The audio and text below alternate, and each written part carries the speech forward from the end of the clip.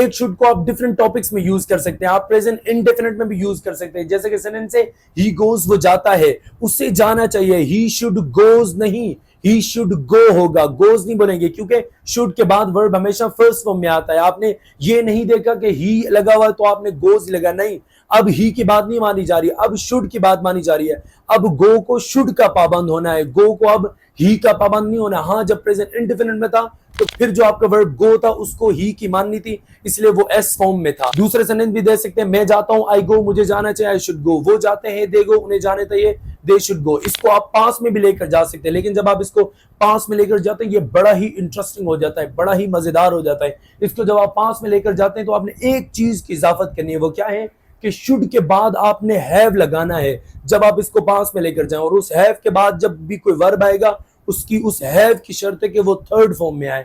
अब सेंटेंस क्या होगा कि उसे जाना चाहिए था, he should have gone, have के बाद वर्ब की थर्ड फॉर्म। इसकी दूसरी एग्जांपल कि उसे आना चाहिए था, ही शुड हैव कम, उसे बैठना चाहिए था, ही शुड हैव सेट।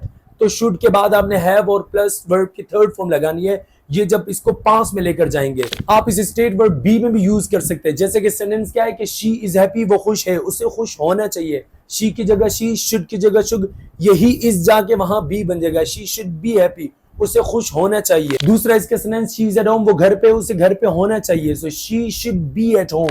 इसको आप स्टेट वर्ब हैव एज में भी लेकर जा सकते हैं। जैसे कि शी हैज क्लास, उसकी क्लास है, उसकी क्लास होनी चाहिए, शी शुड, ये हैज जब जाएगा हैव हो जाएगा, शी शुड हैव क्लास, उसकी क्लास होनी चाहिए। इसके एक और एग्जांपल के शी हैज मनी, उसके पास पैसे हैं, उसके पास पैसे होने चाहिए, शी शुड हैज मनी नहीं, शी शुड हैव मनी।